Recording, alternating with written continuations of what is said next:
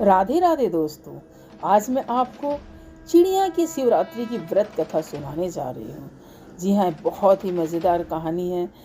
तो अगर आप हमारे चैनल में पहली बार है तो प्लीज़ लाइक शेयर सब्सक्राइब कर दीजिए। चलिए हम जानते हैं। एक गांव में एक सेठ सेठानी थी। वे बहुत ही धनवान थे। घर द्वार सुख संपत्ति सब कुछ था उनके पास। अगर नहीं था तो बस एक संतान सुख नहीं था। हमेशा दुखी रहती थी सेठानी और सोचा करती थी, काश हमारा भी एक पुत्र होता। और एक चिड़िया थी जो उनके घर के बाहर एक पेड़ पर रहती थी। चिड़िया अक्सर इनके घर के अंदर दाना चुगने जाया करती थी और इनकी बातें सुना करती थी। एक दिन जब चिड़िया दाना चुगने इनके घर गई, तब सेठानी की बातें सुनी। सेठानी सेठ जी से कह रही है, सेठ जी देखिए, हमारे पास तो सब कुछ है, पर हमारे पास कोई संतान नहीं है। हमारे बाद इन सब चीज़ों का क्या होगा? सेठ जी कहते हैं, अरे हो भगवान, क्यों दुखी होती हो? सेठ जी बहुत कंजूस थे, इसीलिए वे कहते हैं, अब हमारे भाग्य में संतान सुख नहीं है तो क्या कर सकते हैं। जब तक जिएंगे सुख से जिएंगे, अपनी संपत्ति का जितना हो सकता है इस्तेमाल करेंगे, और जब चले जाएंगे तो कौन देखा है क्या होता है। जो होना होगा होगा, तुम व्यर्थ में ही चिंता करती हो। पर सेठानी थोड़ी दयालु किस्म की थी। वह हमेशा दुखी हो जाती थी कि उनके पास कोई संतान नहीं है। चिड़िया अक्सर उनके घर जाया करती थी और उनकी बातें सुना करती थी और बहुत दुखी हो जाया करती थी और सोचा करती थी, यदि सेठानी को भी एक औलाद होती तो ये भी कितनी खुश होती। फिर उसके दिमाग में एक आइडिया आता है और फिर वो अपने चिड़े से कहती है कि देखो, हमारे बच्चे को संभालो, मैं दूर जा रही हूँ। कहकर वे अपने घोंसले से उड़ जाती है और उड़ते जाती उड़ते उड़ते वो कैलाश पर्वत पर पहुंच जाती है। माता पार्वती के चरणों पे जाकर गिर जाती और वहीं पर बेहोश हो जाती है। माता पार्वती देखकर आश्चर्य होती है, अरे ये नन्ही सी चिड़िया कैलाश कैसे पहुंच गई और ये बेहोश हो गई है। माता पार्वती जल्दी से उसे उठाती है अपने हाथों पर और उसे सहलाती है और उसके ऊपर पानी की छिड़काव करती है। और जैसे ही चिड़िया होश में आती है, माता पूछती है, बेटी तुम इतनी दूर कैसे आई हो? तुम्हारे आने का कारण क्या है? चिड़िया दुखी मन से कहती है, हे माता, मैं अपने लिए नहीं आई हूँ। मेरे घर के पास एक सेठ सेठानी रहते हैं, उनका कोई संतान नहीं है। मैं चाहती हूँ आप उन्हें संतान का सुख प्राप्त करवा दें। माता पार्वती कहती है कि दूसरों के लिए तुम इतनी दूर आई हो? चिड़िया कहती है, हाँ माता, मुझे उन्हें देखकर बहुत दुख होता है, इसलिए मैंने सोचा क्यों न मैं ही आपसे मिलकर उनके लिए कुछ करूं। माता पार्वती चिड़िया की इस बात से बहुत खुश होती है और कहती है, इस विषय पर भोलेनाथ ही तुम्हारी मदद कर सकते हैं। चलो मैं तुम्हें भोलेनाथ के पास ले जाती हूँ। कहकर माता चिड़िया को भोलेनाथ के पास ले जाती है। भोलेनाथ तपस्या कर रहे होते हैं। माता पार्वती उन्हें तपस्या से उठाती है और कहती है, देखिए ये कौन आया है? एक छोटी सी चिड़िया आई हुई है कैलाश पर और आपसे कुछ कहना चाहती है। क्या कहना चाहती हो चिड़िया? भोलेनाथ ने पूछा। महादेव, मेरे घर के पास जो सेठ सेठानी रहते हैं, उन्हें आप संतान का सुख प्राप्त करवा दीजिए।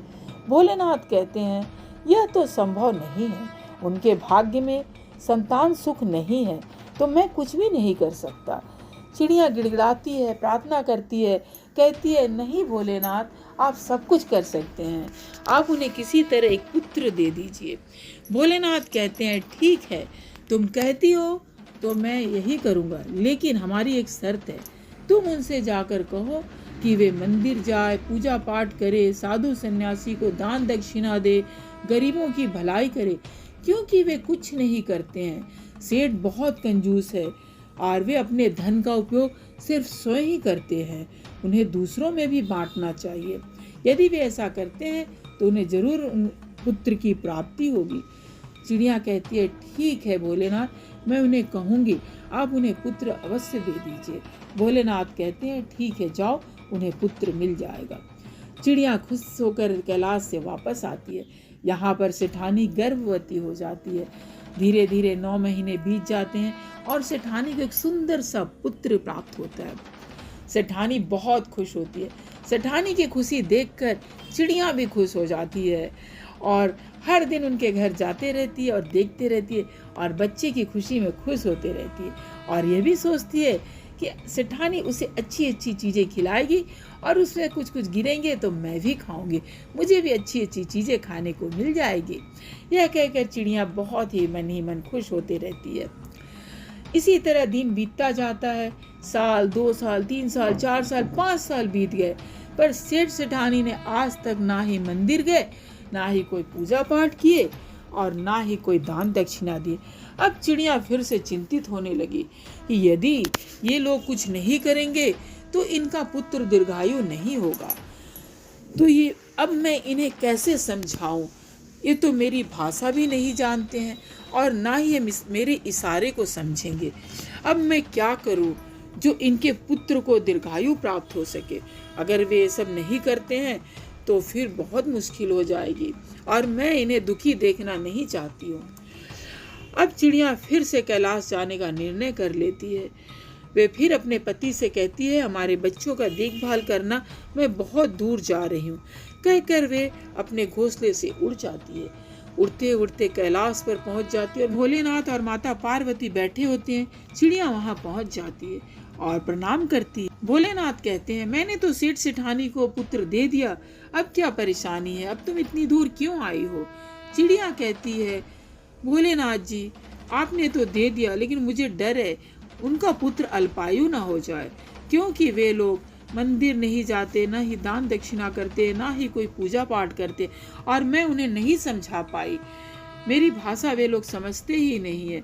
तब आप ही कुछ करिए जिससे उनका पुत्र दीर्घायु हो सके। फिर चिड़िया कहती है, आप मेरे साथ चलिए और उन्हें बताइए। फिर भोलेनाथ पार्वती तैयार हो जाते, कहते ठीक है चलो। फिर चिड़िया वापस नीचे आ जाती है और माता पार्वती और भोलेनाथ एक साधु का रूप लेकर सेठ सेठानी के दरवाजे पर पहुंचते हैं। माता पार्वती और भोलेनाथ जो साधु का रूप लिए भिक्षा मांगते हैं, वे लोग इनकार कर देते हैं, कहते हैं हम किसी को दान दक्षिणा नहीं देते हैं। फिर साधु रूपी भोलेनाथ बाबा कहते हैं, यदि आपने हमें दान दक्षिणा नहीं दिया तो हम आपको श्राप दे देंगे। सेठानी थोड़ी दयालु होती है, वो डर जाती है और कहती है, नहीं साधु महाराज, आप नाराज मत होइए, आइए आप बैठिए हमारे घर में, आपका मैं सत्कार करूंगी, पर आप हमें श्राप मत दीजिए। कहकर सेठानी साधु को बैठाती है, माता पार्वती और भोलेनाथ को बैठाती है घर के अंदर और अच्छे से उनका भोजन, पकवान तरह तरह के बनाकर उनको भोजन करवाती है। उसके बाद माता पार्वती और भोलेनाथ दोनों वापस निकलने लगते हैं तो सेठ जी आकर कहते हैं, हे साधु महाराज, आप हमें श्राप मत देना, यदि किसी तरह की कमी हो गई हो तो हमें माफ़ करना। फिर साधु रूपी भोलेनाथ कहते हैं, हम तुम्हें माफ़ कर देंगे, लेकिन इसके लिए तुम्हें पूजा पाठ, दान दक्षिणा करना होगा, गरीबों की मदद करनी होगी, जो तुम नहीं कर रहे हो। और अगर तुम ऐसा नहीं करते हो तो तुम्हारा पुत्र अल्पायु हो जाएगा और ये जो तुम्हारा पुत्र है वो तुम्हारी वजह से तुम्हें नहीं प्राप्त हुआ है, ये एक चिड़िया की वजह से तुम्हें प्राप्त हुआ है जो कैलाश पर तुम्हारे लिए पुत्र की मनोकामना लेकर पहुंची थी। सेठ जी सुनकर आश्चर्यचकित हो जाते हैं कि एक चिड़िया ने मेरे लिए इतना बड़ा काम किया है। फिर वो पूछते हैं साधु से, कौन है वो चिड़िया साधु महाराज? तब तक में चिड़िया पहुंच जाती है। फिर भोलेनाथ दिखाते हैं, ये देखो यही चिड़िया है और इसकी वजह से ही आज तुम्हें पुत्र की प्राप्ति हुई है, तो तुम्हें हमारे बातों का ध्यान रखना होगा। सेठ जी बहुत खुश होते हैं चिड़िया को देखकर और साधु से कहते हैं, हमें माफ़ कीजिए, आज से हम दान दक्षिणा सब करेंगे, पूजा पाठ सब करेंगे। और उसके बाद माता पार्वती और भोलेनाथ वहाँ से चले जाते हैं और सेठ सेठानी शिवरात्रि का व्रत करना आरंभ कर देते हैं, गरीबों को दान देते हैं, साधु संतों का सत्कार करते हैं।